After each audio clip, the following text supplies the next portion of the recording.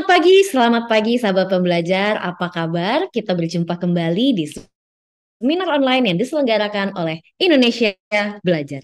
Indonesia Belajar adalah sebuah media untuk belajar yang berisi motivasi, inspirasi, dan pengetahuan tentunya dari para narasumber terbaik di Indonesia, hadir dalam platform mobile aplikasi yang sahabat pembelajar bisa langsung download di Google Play Store maupun di Apple App Store, ataupun Anda juga bisa klik di website kita di indonesiabelajar.id, ataupun melakukan follow ya pada Instagram kami di Indonesia_belajar.id. Dan bagi Anda yang belum melakukan follow pada Instagram Pak Halim, boleh juga sekali untuk melakukan follow pada Instagram Pak Halim di @halimciang. Dan bagi Anda yang memiliki Facebook, Anda juga boleh sekali untuk melakukan like pada Facebook fanpage kami di indonesiabelajar.id. Dan sahabat pembelajar, bagi Anda yang belum masuk ke dalam grup WA kita, boleh sekali juga untuk masuk ke dalam grup WA dengan memberikan nomor WA-nya sahabat pembelajar di kolom komentar. Nanti kita akan langsung masukkan ke dalam grup. Mengapa? Karena materi kita hari ini akan kita share juga ke grup tersebut ya. Jadi jangan sampai tertinggal sahabat pembelajar. Sahabat pembelajar, perkenalkan nama saya Jessica. Kita berjumpa kembali di seminar online dan hari ini sangat spesial. Kenapa spesial? Karena kita hari Selasa ya. Ini hari Selasa. Biasanya itu hari Senin, tapi kita hari ini hari Selasa dan spesial sekali mengundang seseorang yang luar biasa. Beliau adalah Pak Halim Chiang. Tentunya beliau sudah hadir di tengah-tengah kita. Pak Halim Chiang merupakan salah satu founder of Ray Institute, Center for Fitness Excellence, promotor hidup sehat yang berbisi mengajak, mengedukasi, dan mencerahkan sebanyak mungkin orang untuk hidup sehat lebih awal dalam upaya mewujudkan kualitas hidup lebih baik dan usia harapan hidup pun lebih lama. Kita sapa terlebih dahulu Pak Halim. Selamat pagi Pak Halim, apa kabar? Selamat pagi Bu Jessica, selamat pagi sahabat pembelajar semua, selamat pagi Indonesia Belajar. Syukurlah kabar saya baik. Semoga semuanya dalam keadaan yang baik juga ya. Mm-mm. Amin. Pak Halim saya lihat-lihat makin kinclong nih Pak Halim.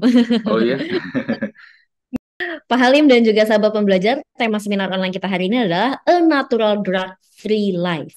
Jadi memang kita harus bangun pola pikir dan merancang gaya hidup yang bersahabat dengan kodrat manusia sebagai makhluk alam ya. Nah, hari ini kita akan bahas bersama-sama dengan Pak Halim.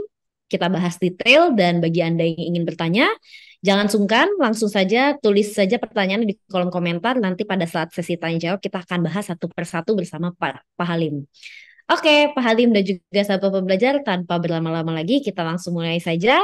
Bagaimana nih Pak Halim, penjelasan mengenai a natural drug free life? Silahkan Pak Halim. ya baik. Terima kasih Bu Jessica. Saya akan seperti biasa ya kita sebenarnya balik setelah 5 bulan nih. Saya lihat di catatan saya terakhir itu di mungkin seputar bulan puasa dan topiknya masih ada juga dengan steroid ya dan doping. Hari ini kita membahas tentang A Natural Drug-Free Life. Saya akan izin share slide saya supaya mungkin ada struktur untuk apa yang saya bicarakan hari ini atau diskusikan. Uh, Natural Drug-Free Life, hal ini yang mungkin kadang orang masih bingung ya. Berasa, oh ini nanti pembahasannya pasti soal atlet, soal doping lagi, dan lainnya. Saya akan melihat di salah satu perspektif bahwa ternyata di masyarakat kita, baik di Indonesia dan dunia, masih melihat intervensi dari luar, misalnya makan apa ya biar sehat. Kalau sakit ini obatnya apa? Kalau ini masalahnya harusnya kemana? Cari siapa? Dan lain sebagainya. Kita sering banget yang namanya mungkin karena berhubungan dengan nature kita, yang kalau ada yang salah, biasanya bukan kita. Dan yang pasti harus ada yang disalahkan dan itu biasanya faktor luar. Sehingga kita kemudian mencari solusinya juga di luar. Kalau kita nunjuk orang lain yang salah, berarti kita gampang juga nunjuk orang lain yang untuk bertanggung jawab atau membantu mencari solusi dan lupa melihat ke dalam diri kita sendiri yang sebenarnya apa saja kebanyakan hal-hal yang kita lakukan yang membuat tubuh kita menjadi sakit, kurang sehat ya. Tapi saya akan mengambil sesi ini hari ini untuk semacam rekap Dan untuk teman-teman pembelajar yang mungkin baru bergabung, supaya tahu juga kira-kira what it's all about. Nah, uh, saya membagi tahapan kehidupan ini ke dalam 4 bagian ya. Kita terlahir semoga ya, uh, dan bersyukur umumnya kita sehat.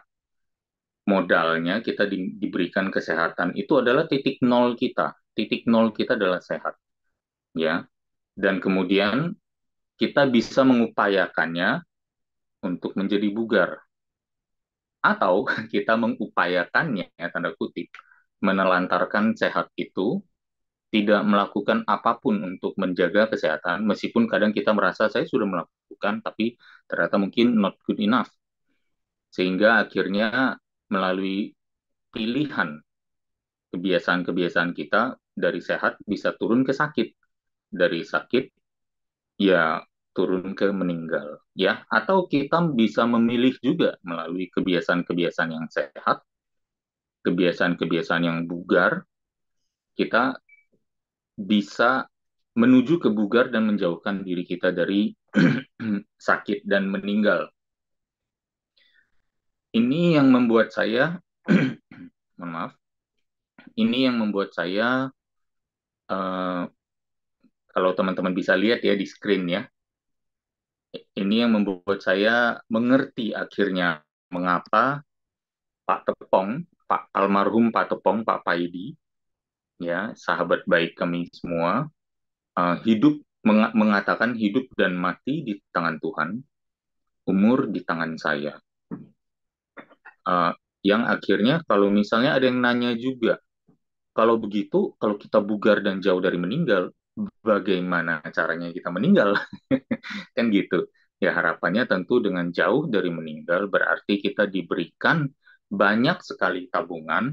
Apabila harus terkuras, itu terkurasnya lama.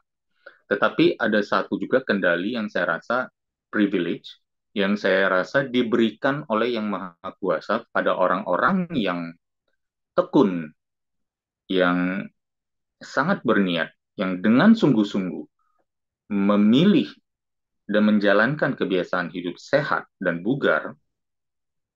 Hak ini hanya untuk mereka, saya yakin. Gitu. Adalah satu proses kematian yang tidak merepotkan. Ya, karena kesannya kalau bugar jauh dari meninggal, jadi kalau sampai terkuras, jadi matinya lama nih, gitu, dan menderita prosesnya. Saya rasa tidak. Justru kita, siapapun yang diberikan ke apa, yang mengambil pilihan untuk hidup sehat dan benar-benar tekun, sungguh-sungguh menjalankannya, seperti kata Pak Andre Wongso, ya mereka diberi hak untuk yang namanya happy healthy death and quick one, yang tidak merepotkan. Jadi mereka bisa exit dari kehidupan ini, tutup usia dengan pilihan mereka sendiri. Bukan dengan bunuh diri maksudnya ya, tapi tentunya dengan misalnya, oke, saya sudah kelar dengan kehidupan, mungkin sedikit doa mengatakan kepada yang di atas, ya udah saya sudah kelar, silakan ambil nyawa saya. Gitu loh maksudnya. Ya, jadi saya rasa ini sesuatu yang mungkin sifatnya kosmik, sifatnya spiritual, yang sifatnya mungkin quantum awareness yang kita belum bisa pelajari atau belum bisa kita serap melalui akal pikiran kita, tapi saya yakin ada apa namanya field atau lapangan energi itu yang memungkinkan kita untuk mengatakan demikian, untuk memiliki terms atas akhir hidup kita. Tetapi bagi yang tidak mengambil pilihan itu, ya biasanya memiliki mindset yang mengatakan, siapa sih yang bisa melawan umur? Ya memang kalau sudah tua, badan pasti banyak penyakit. Kalau banyak penyakit, ya harus makan banyak jenis obat. Kan satu jenis penyakit, obatnya ada berapa jenis? Nanti 5 jenis, dikalikan berapa jenis itu.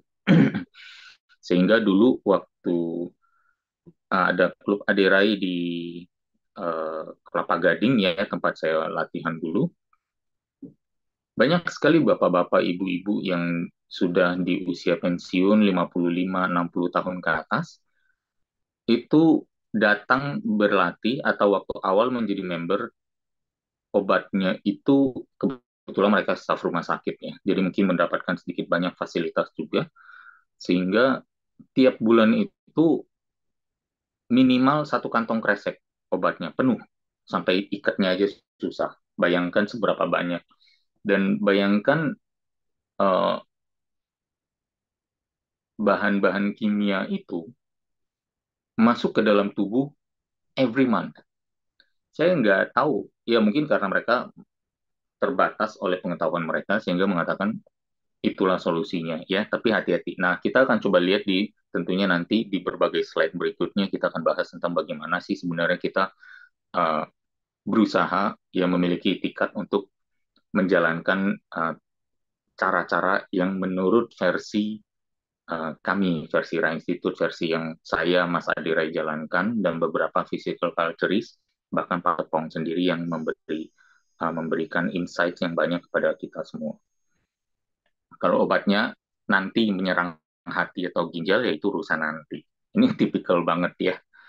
Kemudian kita sering dengar juga kalau sudah ada kondisi, waktu kita check up, uh, selalu ada peluang atau probabilitas untuk mendengar ucapan seperti ini. Oh, ini harus segera ambil tindakan. Kalau tidak, kami lepas tangan.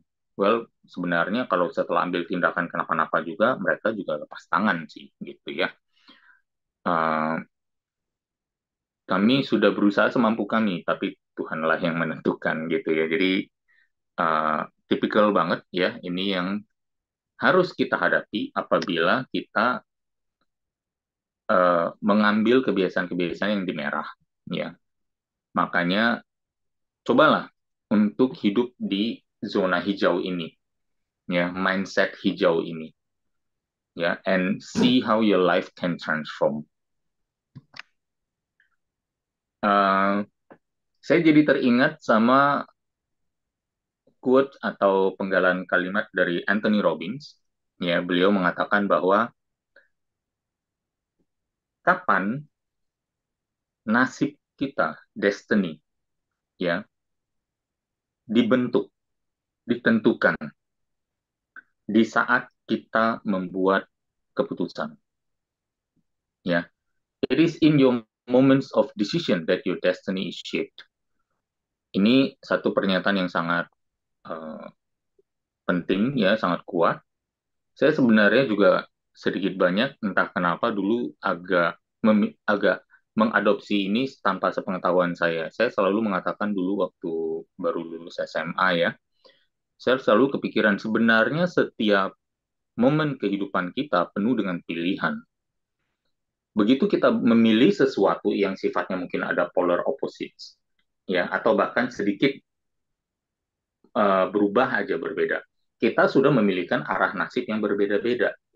Kalau kita pilih di sini, nanti keputusan selanjutnya dan selanjutnya lagi akan berbeda terus. Jadi, moments of decision itu ternyata ada di keseharian kita setiap hari. Tetapi dalam skala makro, minimal kita buat satu pernyataan arah untuk mau ke yang hijau dulu. Baru kemudian kita pilih-pilih dalam arah hijau ini apa saja yang tersedia buat kita untuk kita jalankan, untuk kita perbaiki. Nah, saya akan coba bahas dulu, terutama fokusnya ada di yang bugar ini ya. Kebiasaan bagaimana membuat dari sehat naik ke bugar. Gitu. Salah satu parameter ukur yang kuat adalah komposisi otot yang tinggi dan komposisi lemak yang rendah. Komposisi otot yang tinggi ini pentingnya luar biasa karena bahkan dalam berbagai mungkin anekdotal experience ya, berbagai bukti-bukti yang sifatnya kehidupan nyata, yang kemudian ada validasi ilmiah juga, orang-orang yang memiliki kadar otot yang tinggi, meskipun lemaknya agak tinggi, cenderung hidup lebih lama daripada orang yang memiliki otot rendah dan lemak rendah, atau memiliki otot rendah dengan lemak yang sama. Jadi itu seberapa pentingnya komposisi otot dalam konteks uh, peluang untuk berumur panjang. Nah, uh, saya membagikan ke dalam 3 ceritanya manfaat besar ya, yang semuanya hopefully bisa diraih melalui natural bodybuilding lifestyle yang drug free. Yang kenapa saya bilang begini, karena komposisi otot yang tinggi ilmunya adalah ilmu bodybuilding. Komposisi otot yang bisa diturunkan atau bagaimana caranya, pengetahuannya untuk meningkatkan otot dan menurunkan lemak ada di natural bodybuilding lifestyle. Yang di fungsi besar pertama adalah kekuatan fungsional, di mana di dalamnya ada balance dan coordination, keseimbangan antara otot-otot di seluruh tubuh ya, yang sehingga membuat kita menjadi balance, koordinasi geraknya bagus, yang membuat kita juga karena seimbang tidak mudah jatuh. Dan karena komposisi otot kita tinggi, dan karena latihan beban yang dijalankan itu, kalau komposisi otot tinggi berarti kepadatan tulang juga tinggi, maka kalau in case kurang balance pun, kalau jatuh, banyak bantalan cushionnya, dan juga tulangnya sendiri kuat sehingga tidak mudah untuk retak atau patah. Yang kedua tentunya adalah quality of life, karena dengan kita balance, koordinasi kita bagus, kekuatan kita cukup tinggi, ya, kekuatan otot, sehingga kita sangat mandiri, tidak tergantung, tidak lemah, sehingga mandi, jalan, dan lain-lainnya di usia tua nanti juga sangat baik, ya. Tidak perlu yang namanya perlu suster atau pasangan hidup atau anak, tidak perlu merepotkan mereka untuk memandikan kita atau membersihkan kotoran kita dan lain sebagainya, ya. Kemandirian dan independence otomatis berarti itu satu paket ya. Cognitive memory dan motor skills ini juga ya berhubungan dengan ternyata memiliki balance dan coordination yang bagus, bukan saja karena faktor kekuatan tetapi karena faktor keseimbangan otak kita ya. Kutub kanan dan kutub kiri otak kita seimbang. Berbagai komponen-komponen otak kita seperti misalnya amigdala ya, terlindungi dari kemerosotan sehingga kita jauh dari yang namanya demensia, jauh dari yang namanya Alzheimer. Sehingga kemampuan kita untuk belajar, menambah informasi baru selalu masih kuat dan masih bagus. Menyimpan memori juga bagus. Ya. Karena apa?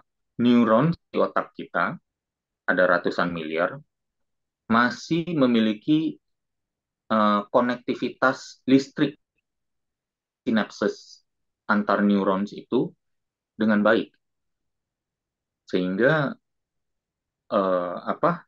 otak kita berfungsi dengan sangat baik dengan memiliki clarity, kejelasan dalam berpikir, kemampuan dalam membuat decisions atau decisions making yang struktural, yang sistematis, yang berpotensi membuat keputusan yang lebih.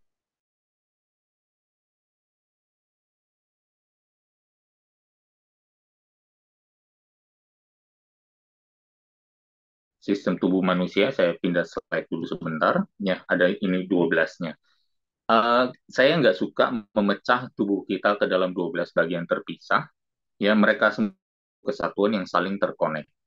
Kalau digestif misalnya, ya pencernaan nggak bagus, pengeluarannya ekskretorinya pasti jelek, ya urinarinya pasti jelek. Kalau kita digestifnya nggak bagus, ada microbiome di sana ya, a whole universe di dalam sistem pencernaan kita, terutama di usus besarnya. Ada triliunan bakteria di sana.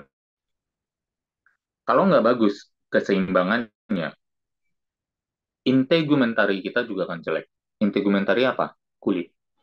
Ya, sistem kulit, sistem yang menyampul tubuh manusia. Kalau digestif kita jelek, nervous system kita juga jelek. Karena digestif adalah otak kedua manusia. Jadi otak pertama yang ada di dalam tengkorak dan otak kedua yang ada di usus besar yang namanya ekosis atau habitat microbiome kita. Uh, Mereka berdua saling bekerja sama dan harusnya selaras. Ya, nervous system kita kalau misalnya kita stres, digestif kita juga bakterianya di dalam bisa stres dan mati. Jadi dan digestif berhubungan pasti erat sekali dengan immune system dan lain sebagainya. Jadi semuanya ini sebenarnya saling terkait. Bisa dibayangkan kalau semua sistem ini dengan organ-organnya sehat, maka kita nggak harus khawatir. Karena ada pendapat juga, seiring kita bertambah usia, memang kita seolah-olah terlahir dengan semua spare parts, apa organ-organ yang sehat. Tapi seolah-olah ada organ yang mungkin lebih dulu habis masa pakainya daripada yang lain.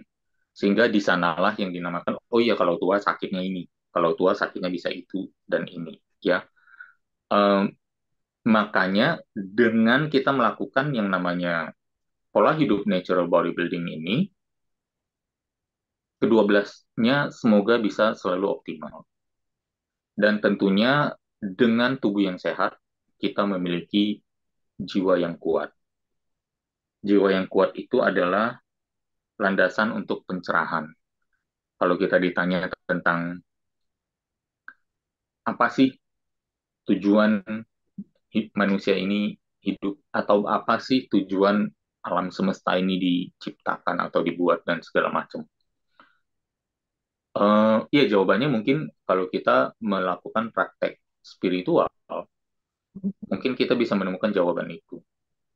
Bahkan kalau menemukan jawaban itu bukan sesuatu yang penting untuk uh, menjadikan kita manusia yang lebih baik, ya udah minimal ya landasan pencerahan ini apabila kita praktekkan, ya muncullah ketentraman hati, muncullah keseimbangan batin, ya sehingga hal-hal yang bersifatnya uh, nafsu indera, ya kemudian ego, ya itu bisa dikikis sedikit demi sedikit, yang akhirnya kalau kita hubungkan dengan ilmu-ilmu motivasi gitu ya, yang ada Abraham Maslow yang mengatakan motivasi itu ada hierarkinya, yang paling atas itu adalah contribution, ya mungkin di sana. Dengan kita lebih fokus kepada kebermanfaatan hidup kita, berkontribusi kepada sesama dan lingkungan, akhirnya membuat kita mungkin jauh lebih tenang hidupnya, lebih tentram daripada sekedar mengejar materi, misalnya. Materi yang akhirnya memberi makan juga kembali lagi kepada ego, yang akhirnya nggak akan habis sehingga batin kita tidak seimbang, mudah resah, mudah mudah juga memancing berbagai hal-hal yang ternyata membuat kita tidak tentram. Seperti contoh, misalnya uh, mau memulai usaha, kemudian usaha itu harapannya ingin kaya, dari ingin kaya akhirnya memulai pinjaman, dan dari pinjaman akhirnya kalau berarti ada gambling di sana dalam bisnis, dan belum tentu bisa lancar bisnisnya meskipun pinjaman sudah banyak. Akhirnya apa yang terjadi? Kurang tentram karena selalu dihantui, oh ya saya berhutang dan saya harus membayarnya, dan mungkin karena telat bayar dikejar-kejar juga oleh penagih gitu dan lain sebagainya ya. Jadi kita semua hopefully ya, ini bukan berarti natural bodybuilders ya orang-orang yang menjalankan nggak punya hutang, ada gitu, tapi minimal mungkin melalui pemilihan keputusan yang lebih baik, yang akhirnya karena setidaknya badan yang sehat, ada ketentraman bahwa penyakit ini jauh, sehingga cita-cita saya untuk berkontribusi dan apapun cita-citanya, bahkan termasuk bertambah kaya, itu uh, bisa dijalankan. Karena tidak ada kekhawatiran ancaman kontribusi itu, rencana hidup itu tidak terjalankan gara-gara sakit. Ya. Ini hanya beberapa contoh ya bahwa semua sistem itu saling berhubungan terutama di skeletalnya. Skeletal muscle sebagai potential central link ya. Otot rangka telah muncul sebagai pengatur sistem kekebalan tubuh yang ampuh yang kuat dan yang meyakinkan. Ini studi di artikel ini di artikel ilmiah ini dipublikasikan di tahun 2019. Jadi masih relatif cukup baru. Dan ada linknya di sana kalau bagi teman-teman yang mau membuktikan bahwa slide ini real, bukan hoax gitu ya.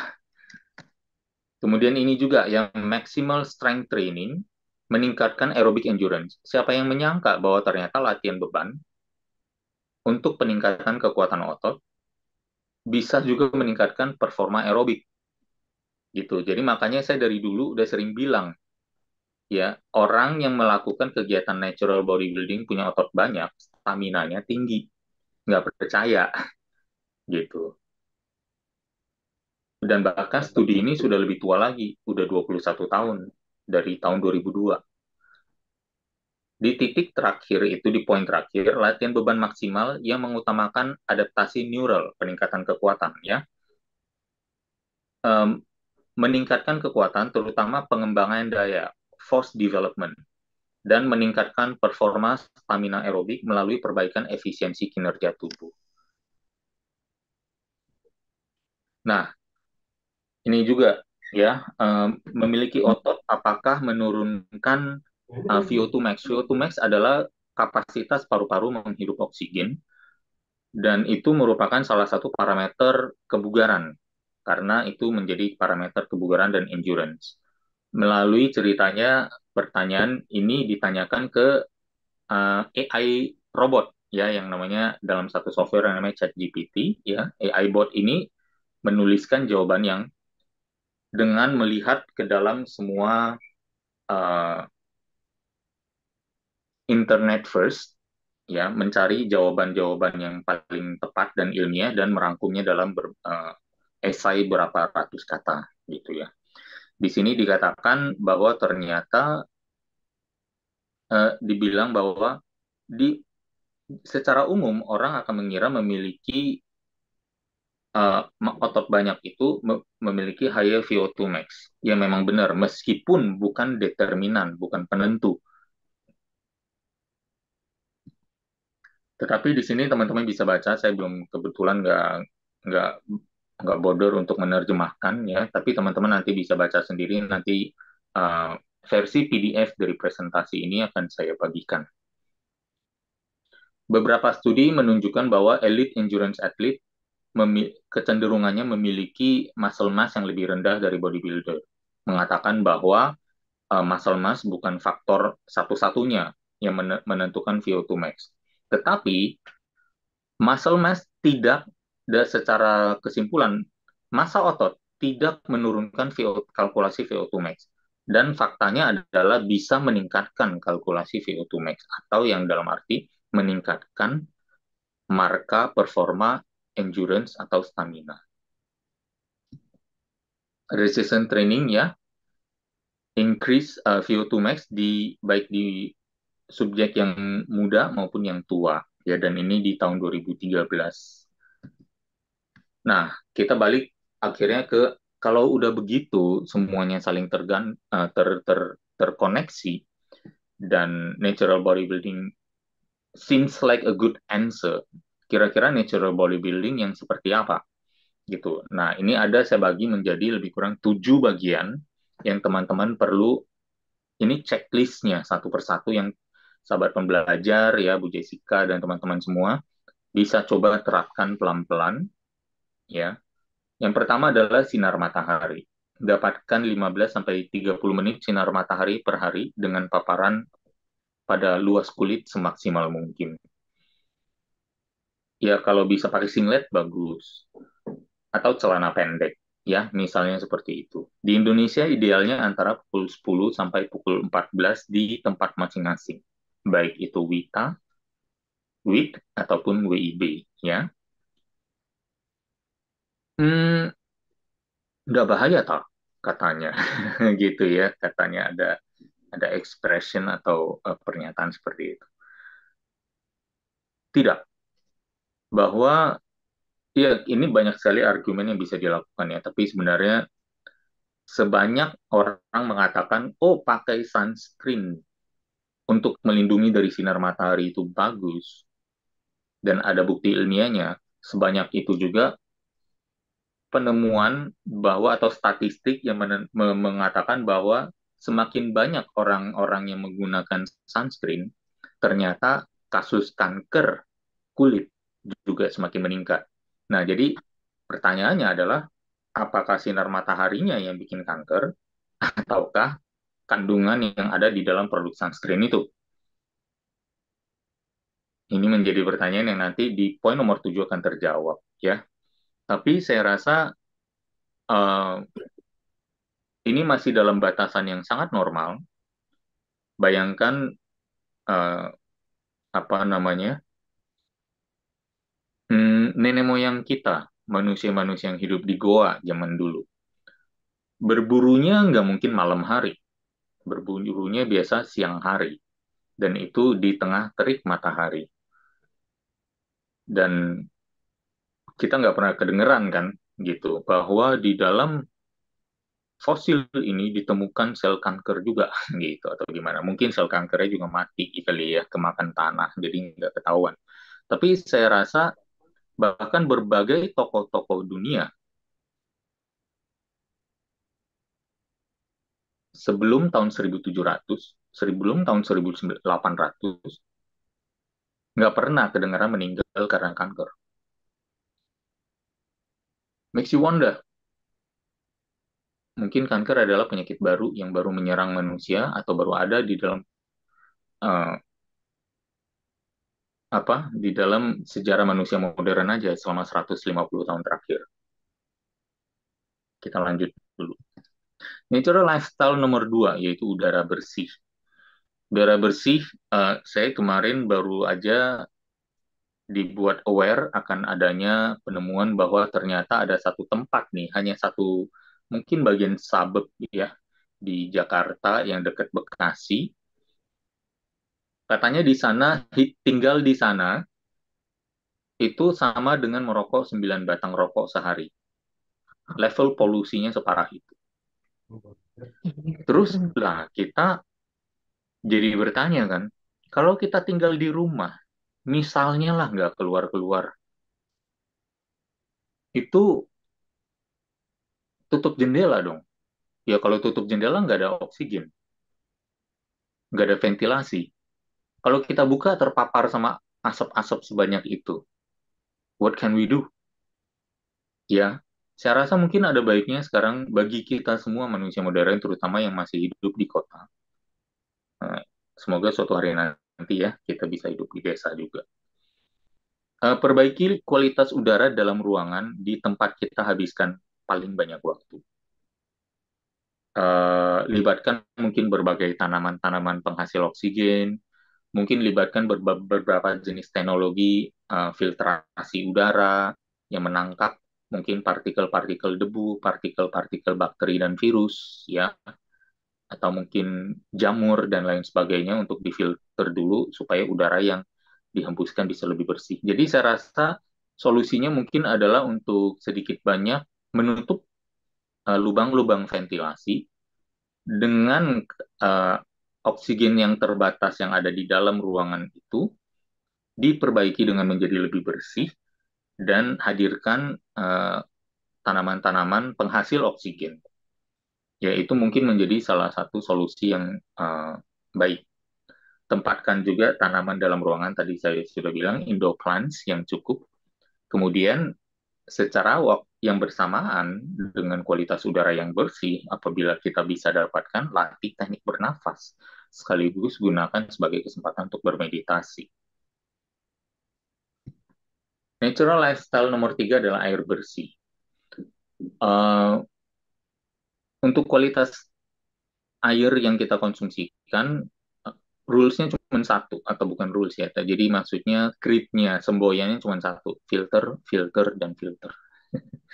Ya, lah, mineralnya berkurang dong. Mineral bisa kita dapatkan dari tempat lain, ya. Mineral di dalam tanah dikenal sebagai mineral non-organik atau mineral yang sulit diurai oleh tubuh. Biarkan itu diserap oleh tanaman, kemudian oleh tanaman diurai menjadi mineral organik yang bisa diserap tubuh melalui mungkin uh, sayur-sayuran yang kita makan, ya, atau diolah lagi oleh hewan ternak untuk menjadi mineral dalam tubuh mereka yang bisa kita konsumsi. Kemudian untuk kuantitas air yang diminum, ya baiknya mungkin sekarang bukan 2 liter lagi, mungkin ada baiknya kita meningkatkannya ke 3 liter per hari. Dan tentunya semakin besar ukuran tubuh, kebutuhan ini juga akan meningkat, bisa jadi 3,5 sampai 4 liter. Natural lifestyle nomor 4, yaitu pola makan. Ya jelas ini sudah sangat populer dan banyak diketahui, tapi saya coba buat checklistnya lagi untuk make sure kita menjalankannya atau memutuskan untuk menjalankannya atau memilih untuk menjalankannya.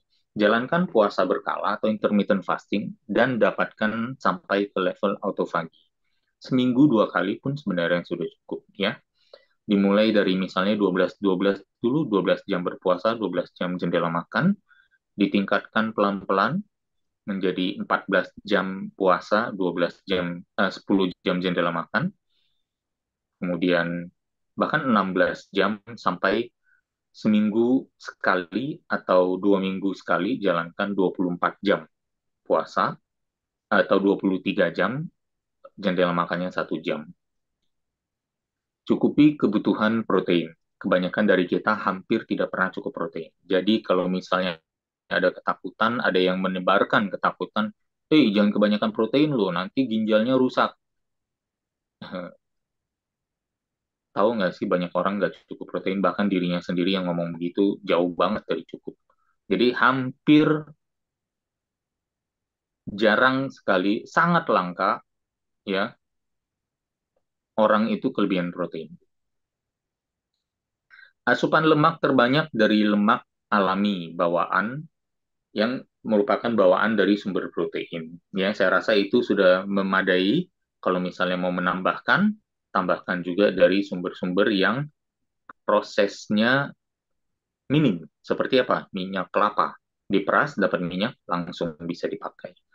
Minyak zaitun, diperas dari buahnya, extra virgin, perasan pertama, langsung jadi minyak yang bisa dipakai. Minyak butter atau mentega langsung dari memisahkan minyak, misalnya melalui teknik khusus dari memisahkan minyak dari susu, langsung bisa dijadikan butter atau mentega, bisa langsung digunakan ya. Jadi minyak-minyak alami seperti itu kalau apabila mau menambahkan. Dapatkan serat dan buah yang secukupnya saja ya. Jaga produksi enzim dengan yang cukup dengan cuka atau makanan yang difermentasi ya. Jaga juga dengan asupan probiotik berkala. Ya, apabila ada gejala tidak enak badan, jangan buru-buru cari obat keras. Ya, coba cari dengan solusinya di suplementasi, di antioksidan dan di jamu herbal tradisional. Ya, antioksidan dalam hal ini apa bisa suplementasi, bisa juga buah. Jamu herbal tradisional, minum air yang cukup dan istirahat. Natural lifestyle nomor 5, pola gerak. Beri porsi terbesar dalam kegiatan pola gerak kita, dalam hal ini mungkin rutinitas olahraga pada muscle-centric activities, latihan pengencangan otot dengan fokus muscle building yang melibatkan seluruh area tubuh secara bergiliran dan seimbang. Latihnya berapa kali? Ya 3-4 kali per minggu. Kalau benar-benar kita serius intensif, 20 menit adalah satu langkah awal yang sangat baik. Beri fokus pada kualitas gerak dan repetisi yang baik supaya safe dan efektif. Karena yang dicari di sini adalah konsistensi. Konsistensi memerlukan safety, memerlukan kebebasan dari cedera, ya, kejauhan dari cedera yang tidak perlu. Karena cedera menghambat, membuat konsistensi kita terhambat, mengganggu konsistensi, ya. Makanya kita berolahraga, yang penting hadir aja. Di saat kita super mood untuk berolahraga, bukan berarti kita harus menambah beban seberat-beratnya. Di saat kita nggak mood, bukan kita memaksakan diri sampai seberat-beratnya juga, sampai atau bahkan tidak latihan sama sekali. Cari jalan tengahnya. Kalau lagi nggak mood banget, terus kita tanyakan, kemarin cukup istirahat nggak? Sebenarnya sih cukup. Makanya bagus nggak? Iya, oke. 2 hari, 3 hari terakhir seperti itu juga. Nah, ini cuma mood doang. Ya udah olahraga. Nggak apa-apa deh, nggak kasih 100%, nggak apa-apa deh, nggak 80%, 60% aja deh. Yang penting hadir, ya. Tapi di saat super mood juga, bukan berarti kita berolahraga sekeras atau seberat mungkin. Kemudian ada ide juga nih, gitu ya. Kalau misalnya mau supaya lebih efisien, gabungkan kegiatan mendapat sinar matahari dengan kegiatan aerobik. Bahkan di saat melakukan ini pun bisa sekalian bermeditasi. Bermeditasi tidak harus hanya duduk di dalam satu posisi atau satu postur. Bermeditasi juga bisa dilakukan saat berolahraga. Kemudian natural lifestyle nomor 6 adalah istirahat. Dapatkan kuantitas tidur kira-kira 7,5 jam. Ya, ada penelitian ilmiah kalau tidak salah untuk kita tidur karena siklus tidur kita secara rapid eye movement-nya, mungkin secara output hormonalnya, mengatakan ada di setiap kelipatan 1,5 jam itu berulang kembali.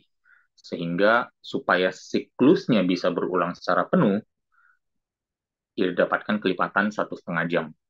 Dalam hal ini entah 6 sampai 7,5. Cari ya waktu bangun tidur yang kita inginkan, kemudian kita hitung mundur dengan jam yang kita sudah tentukan kuantitasnya untuk mendapatkan itu waktu tidur yang ideal. Kemudian untuk menjaga kualitasnya juga ya pastikan perangkat tidur yang bersih, ruang yang gelap, ruang yang senyap, dan temperatur yang memadai atau yang cukup atau yang pas. Dan kurangi atau tiadakan paparan radiasi. Radiasi dalam hal ini bisa WiFi, bisa HP, bisa jenis lampu yang konon LED zaman sekarang yang berwarna putih cool white itu memiliki banyak sekali komponen yang namanya blue light.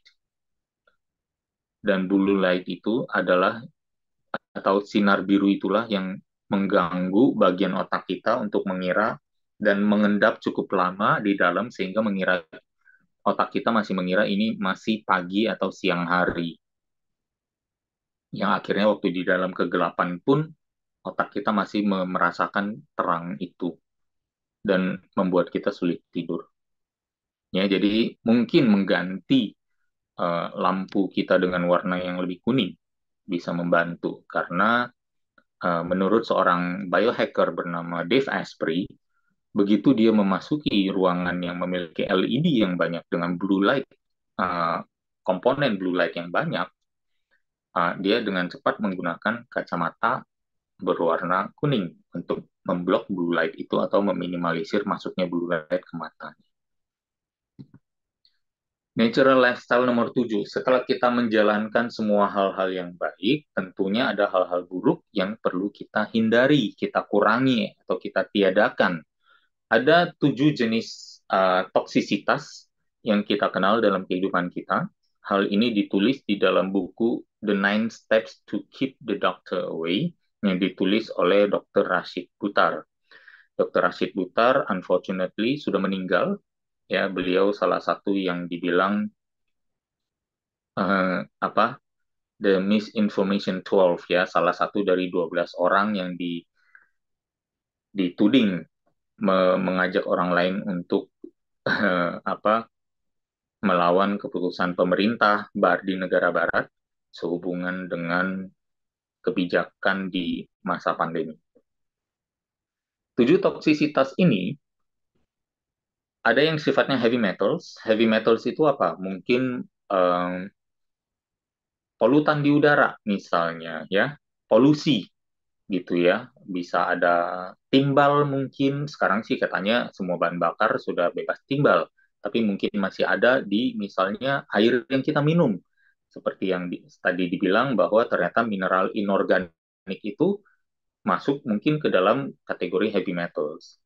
Kemudian ada persistent organic pollutant ya, polutan dari makanan dari organik atau bahan-bahan alami, atau bahkan dari bahan-bahan alami lainnya. Saya nggak tahu apa, entah itu getah ya, atau entah itu misalnya jamur, mold, parasit ya, jamur yang ada di rumah, yang di tembok yang basah dan lain sebagainya, itu mungkin masuk di dalam. Kemudian ada opportunistik. Opportunistik yaitu yang sifatnya kalau tubuh kita lagi kebal, kekebalan tubuhnya bagus, dia nggak menyerang. Kalau kekebalan tubuh kita jelek, baru muncul gitu ya. Jadi menunggu nih, aji mumpung ini melihat nih orang lagi lemah nggak? Kalau lemah kita serang gitu ya. Nah itu yang dalam bentuk virus dan bakteri ya dan lain sebagainya. Kemudian juga ada toxicity dari makanan ya. Misalnya apa? Misalnya mungkin hmm, cara memasak kita ya yang menimbulkan racun yang banyak, atau bahkan mungkin bisa interchange dengan nomor dua, misalnya jenis minyak yang kita pakai untuk memasak ya, dan ternyata itu mungkin kurang bagus gitu ya, memiliki jumlah molekul toksin yang banyak, atau bahkan misalnya uh, pestisida. Nah mungkin itu juga ya masuk dalam kategori nomor dua ya, dan juga dalam makanan kita gitu ya. Pewarna misalnya, pewarna dan perasa dalam makanan. Kemudian energetik, energetik itu lebih kepada mungkin gelombang elektromagnetik, radiasi dan lain sebagainya ya. Kemudian psychological dan emotional berarti ini yang sifatnya orang-orang toksik gitu ya. Uh, dan yang nomor tujuh adalah bahkan psychological emotional itu juga bukan saja orang-orang toksik, tapi konten sosial media yang toksik ya gitu ya, atau bagaimana kita membiarkan diri kita terpapar dan kemudian kita tidak memiliki responsibility yang bagus, kemampuan merespon terhadap konten sosial media itu. Nah itu juga bisa menjadi satu jenis toksik di dalam tubuh kita. Dan spiritual, spiritual saya rasa mungkin menganut misalnya ajaran-ajaran yang mungkin keliru, yang atau bahkan yang sifatnya sudah uh, doktrinasi ya, terjadinya cuci otak ya, yang akhirnya membuat kita mengambil keputusan-keputusan yang salah. Psychological juga bahkan bisa sampai kepada jenis trauma dan lain sebagainya yang sampai menyakiti diri secara pikiran maupun secara fisik, secara benar, secara fisik tubuh kita. Jadi coba kita buat checklist apa saja paparan-paparan ini dalam kehidupan saya gitu. Mungkinkah misalnya bahkan dari tirai yang saya pakai, dari bahkan pakaian yang saya pakai gitu ya. Banyak sekali ilmu-ilmu di luar sana yang sebenarnya cukup amazing ya. Misalnya baju kalau bisa dapatkan dari bahan organic cotton atau minimal lah dari cotton atau dari kapas yang ternyata memiliki apa namanya frekuensi yang lebih bagus daripada misalnya bahan-bahan sintetik yang ternyata tidak memiliki frekuensi sama sekali ya. Jadi demikian dari saya ya, natural bodybuilding lifestyle, a drug-free lifestyle. Semoga bisa kita jalankan. So far saya juga sambil membuat slide-slide ini, saya melihat lagi, merefleksikan kembali apa yang masih kurang dalam hidup saya yang perlu saya perbaiki. Jadi saya juga masih berusaha, saya juga masih belajar, tapi hopefully berbagai uh, hal-hal di atas sudah saya jalankan sehingga saya menjadi satu pribadi yang uh, layak dan qualified juga untuk membagikan kepada teman-teman. Dan so far bersyukur kali ya, kehidupan saya dari segi kualitas kesehatan cukup baik ya. Jadi itu yang mungkin menjadi satu laporan juga, report dari saya kepada sahabat pembelajar bahwa well we may be onto something di sini ya. Kira-kira demikian. Saya juga titip ya, ada website. Ternyata selama 5 bulan vacuum ini ya ada berbagai kesibukan. Saya memulai suatu website ya untuk mempromot beberapa aktivitas saya, namanya coachhalimchiang.id. Kemudian saya juga merintis satu perusahaan baru, hopefully nanti ada produk-produk yang bisa dirilis ke masyarakat, ya, yang hopefully juga bisa berkontribusi pada kesehatan orang banyak. Kemudian seperti biasa Instagram, TikTok, dan YouTube untuk informasi-informasi gratis lainnya. Kira-kira demikian dari saya. Terima kasih sudah ikut menyimak sampai sekarang, dan tentunya kalau ada yang kurang berkenan dengan apa yang saya sampaikan, saya mohon maaf. Saya kembalikan lagi ke Bu Jessica.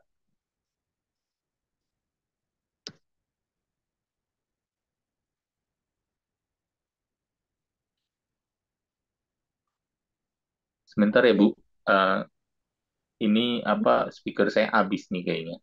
Saya pakai earphone dulu. Oke, apa suara saya Oh ya, saat ini terdengar? oh ya ya sudah terdengar. Saya pikir speaker saya mati. Terima kasih Pak Halim atas informasi dan juga arahannya ya untuk natural drug free life. Luar biasa sekali, kita semua di sini jadi tercerahkan, dan bagi sahabat pembelajar ini saatnya kita untuk melakukan sesi tanya jawab. Jadi sahabat pembelajar boleh sekali untuk memberikan pertanyaan-pertanyaan di kolom komentar ya. Nanti kita akan bahas satu persatu. Sebelum itu saya akan ingatkan juga kepada sahabat pembelajar yang belum masuk ke dalam grup WA kami, boleh sekali untuk memberikan nomor WA sahabat pembelajar, dan nanti kita akan langsung masukkan ke dalam grup WA. Oke, Pak Halim, kita akan langsung mulai saja sesi tanya jawabnya. Pak Halim tadi kan sempat ada satu slide yang membahas mengenai tidur ya Pak Halim ya. Nah, Ya. di 7,5 jam tidur itu, apakah itu termasuk dengan tidur siang Pak Halim? Dan menurut Pak Halim, apakah dianjurkan juga untuk kita sebagai manusia tuh sebetulnya tidur siang? Karena kan memang banyak topik-topik yang membahas mengenai bagusnya tidur siang kan. Tapi mungkin dari Pak Halim ada persepsi tersendiri mengenai tidur siang ini. Silakan Pak Halim. Iya, baik Bu Jessica, terima kasih. Saya rasa mungkin bagus ya tidur siang, nggak ada salahnya. Banyak sekali juga penelitian yang mengatakan tidur siang itu bermanfaat untuk eh, apa namanya preservation of the brain ya, Eh, menjaga kinerja otak untuk tetap optimal. Saya rasa tuh kembali lagi loopnya selalu dalam satu kelipatan 1,5 jam. Jadi kalau misalnya, apalagi sekarang banyak jenis pekerjaan yang bisa dilakukan di rumah, online ya, tidak harus terlalu sering mengunjungi kantor. Saya rasa ada bagusnya ya, hari ini justru more than ever paling banyak kesempatan bagi large part of population untuk banyak sekali jumlah populasi hari ini yang bisa tidur siang gitu. Saya rasa itu bisa dimanfaatkan. Mungkin loopnya bisa 1,5 jam, tapi mungkin karena keterbatasan waktu dan mungkin tidur siangnya bisa tapi nggak selama itu juga nggak apa-apa ya. Konon katanya ada studi tidur 20-30 menit saja sudah bagus sekali. Apakah 7,5 jam itu dalam total? Bisa jadi ya, misalnya kalau mau 6 jam di tidur malam, 1,5 jam tidur siang, atau 7,5 jam tidur malam, kemudian 0,5 jam di tidur siangnya. Bisa aja, nggak masalah. Oke, baik. Terima kasih atas jawabannya Pak Halim, luar biasa sekali. Nah, ini kita akan lanjut lagi ke pertanyaan berikutnya. Ini kebetulan sudah ada yang bertanya, ini dari tim kami.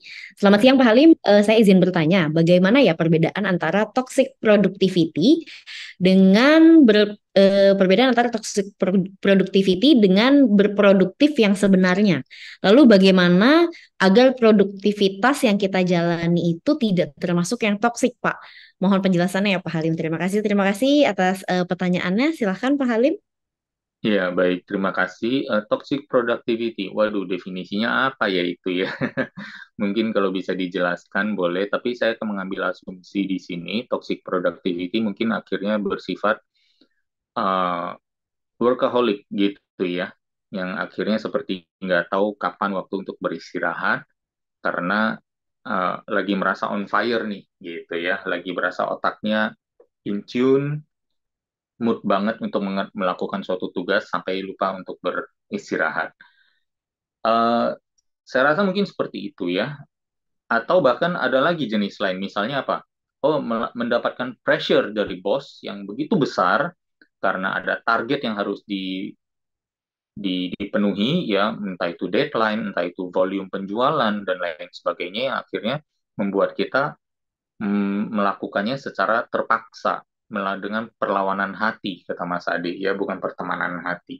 Nah, itu yang saya rasa mungkin juga bisa kita eh, bagaimana manage-nya kalau ini memang berasal dari luar ya, tapi lebih kepada saya rasa kalau kita tidak bisa merubah sesuatu,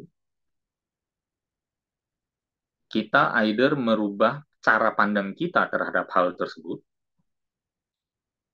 dan berdamai dengannya, atau kita menjauh. Dalam hal ini ya resign, kan gitu. Jadi hanya dua sih pilihan kita ya gitu. Tiga, satu mengubahnya.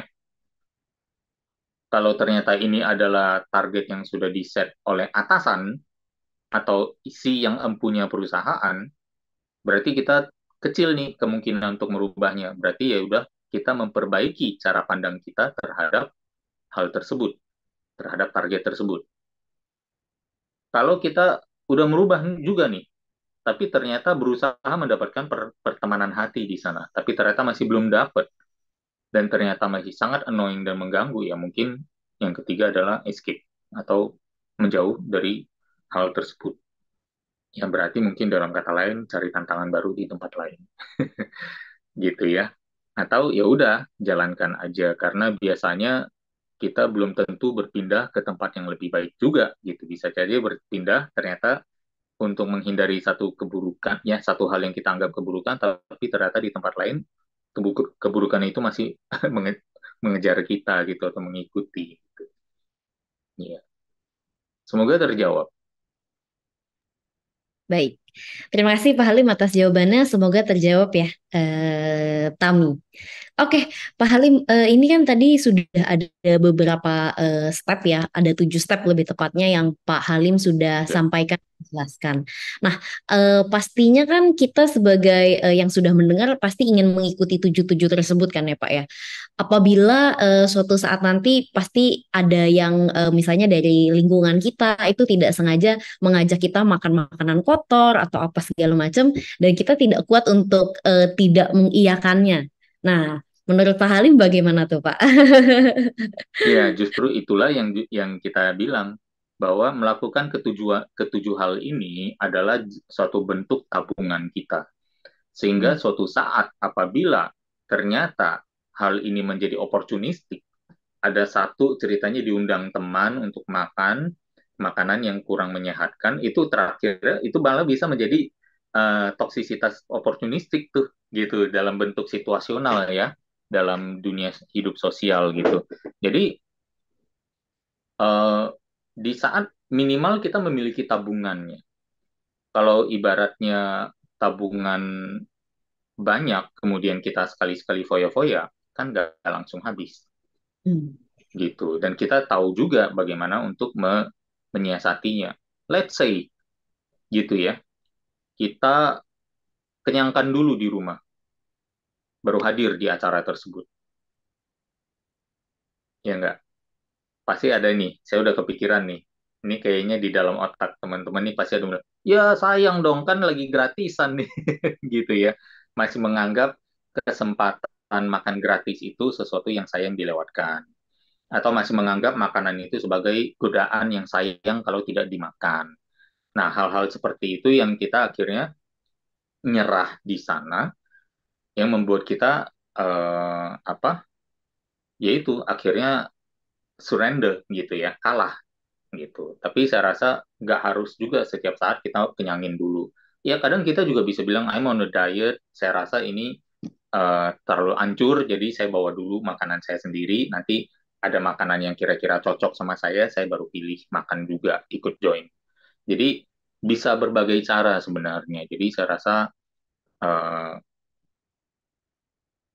bisa lah untuk kita siasati di sana. Gitu. Bahkan ke kondangan pun ada makan-makanan yang sekotor, dalam tanda kutip sekotor apapun, kita bisa cari yang paling paling sehatnya kok di sana. Gitu. Oke, Kira-kira begitu. baik.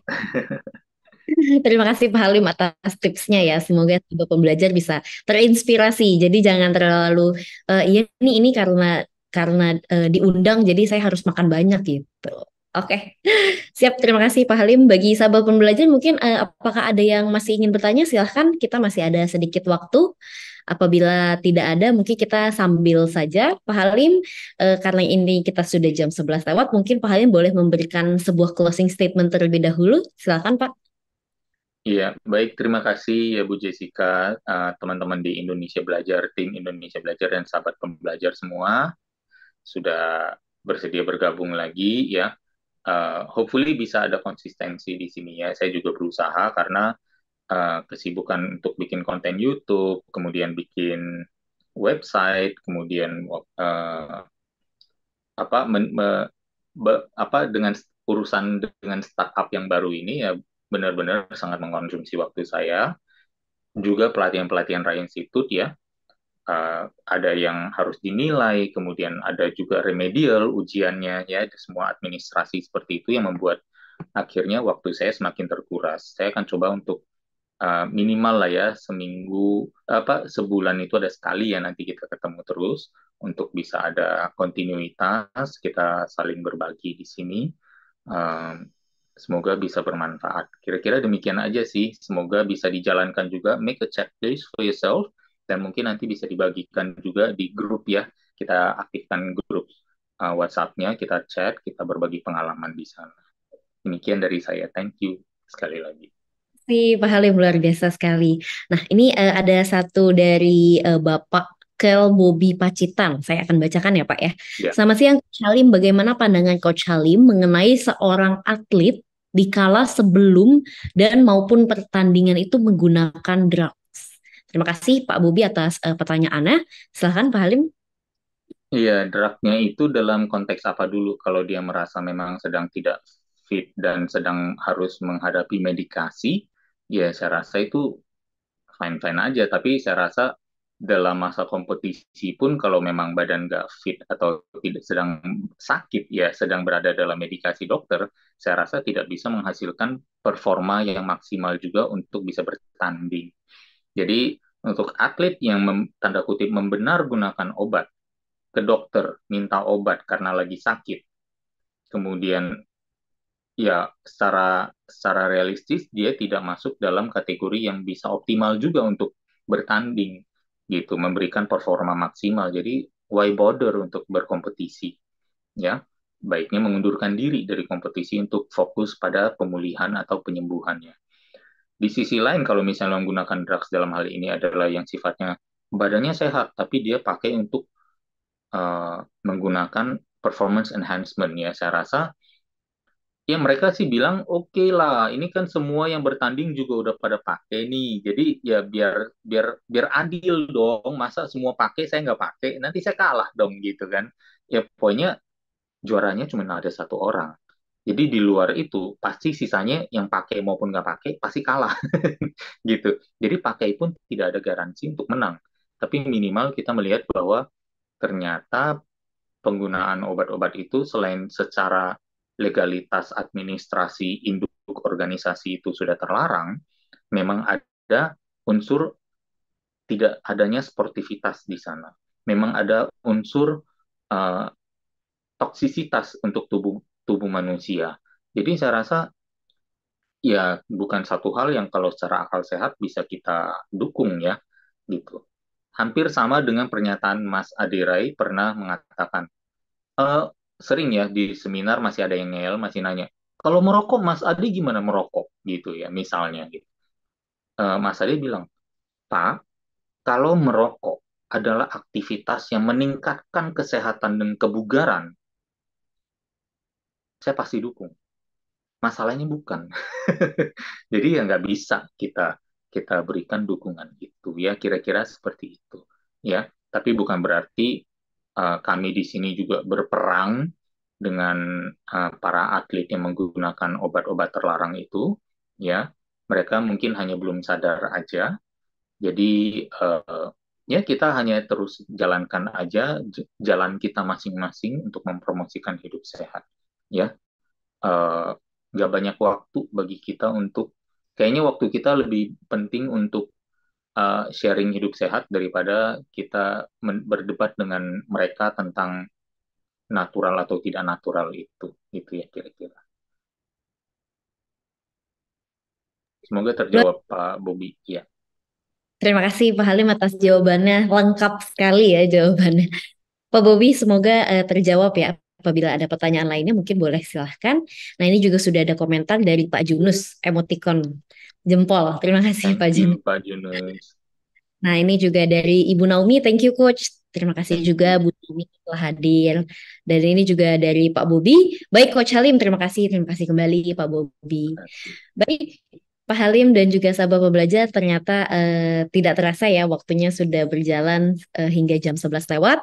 Mungkin ini sudah saatnya untuk kita tutup. Saya akan ucapkan terima kasih sebanyak-banyaknya kepada Pak Halim karena telah hadir dan memberikan inspirasi dan juga materi kita hari ini ya Pak Halim ya.